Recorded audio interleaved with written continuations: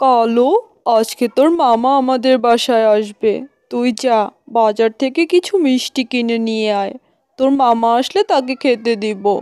আচ্ছা, আমাকে টাকা দাও, আমি মামার জন্য মিষ্টি কিনে নিয়ে আসছি। আর হ্যাঁ, আমাকে কিন্তু 2 টাকা বেশি দিতে হবে, না হলে আমি যাব না। ঠিক আছে, তা তুই নিস, তবে তাড়াতাড়ি যা। তোর মামা কিন্তু কিছুক্ষণ পরেই চলে আসবে। একদম দেরি করিস না বাবা। আচ্ছা, আমি যাচ্ছি। মামা আসলে তুমি তাকে বসতে দিও, আমি অল্পের মধ্যেই চলে আসবো। যাই তাহলে এখন আমি।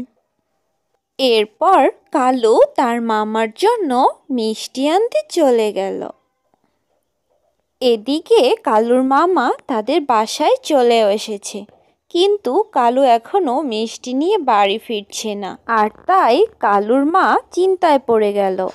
দিদি, তুই না আমাকে বললি মিষ্টি খাওয়াবি? কালুকে মিষ্টি আনতে দিয়েছিস, তা কোথায় তোর কালু? হ্যাঁ রে ভাই, আমি তোকে মিষ্টি আনতে পাঠিয়েছি। তুই একটু ধৈর্য ধর, ও একটু পরেই মিষ্টি নিয়ে চলে আসবে। এদিকে কালু দোকান থেকে এক বাটি মিষ্টি কিনে নিয়ে আসে, কিন্তু কালু মিষ্টি নিয়ে বাড়িতে যায় না।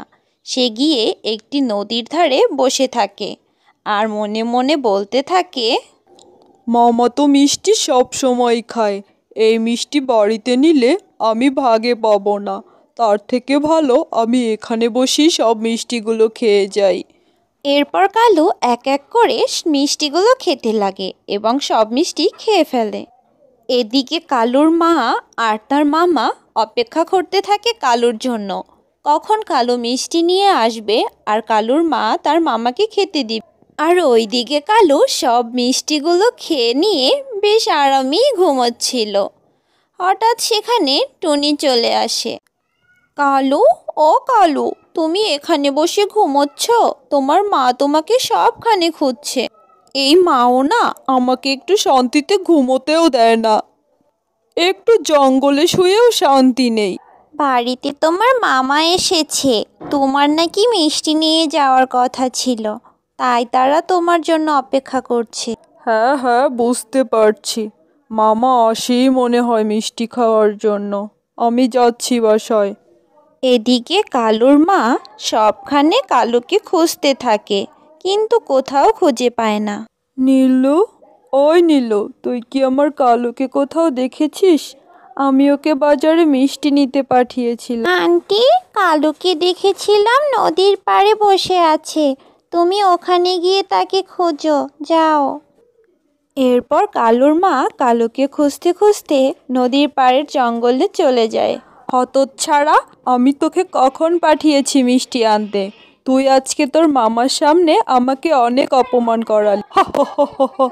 আরে মা, মামা তো সব সময় মিষ্টি খায়, আজ না হয় একটু আমিই খেলাম। তুই আর কখনো ভালো হবি না, আমি মরার পর যদি ভালো হোস। চল এখন বাড়িতে, তোর মামা চলে গেছে।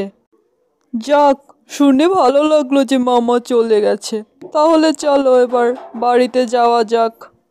এরপর কালুর মা কালুকে নিয়ে বাড়িতে চলে যায়। এর কিছুদিন পরেই কালুর মা খুব অসুস্থ হয়ে পড়ে। তার ওষুধের প্রয়োজন, কিন্তু কাকে দিয়ে আনাবে? কালু যে তার বন্ধুদের সাথে আড্ডায় ব্যস্ত।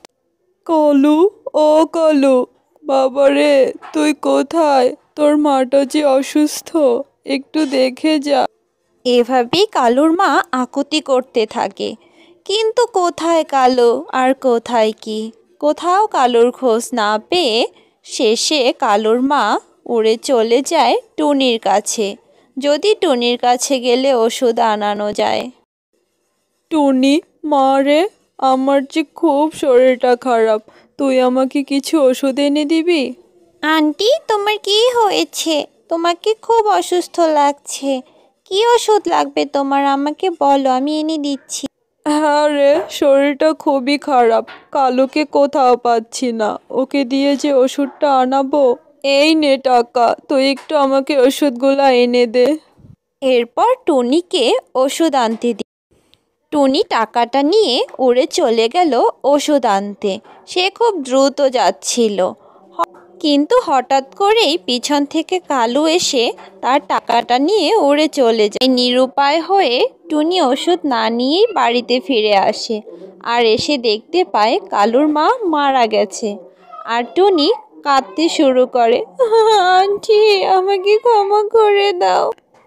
এরপর টুনি সব ঘটনা কালুকে খুলে বলে। সব ঘটনা শোনার পরে কালু নিজের ভুল বুঝতে পারে, আর সে অঝরে কাঁদতে থাকে, মা।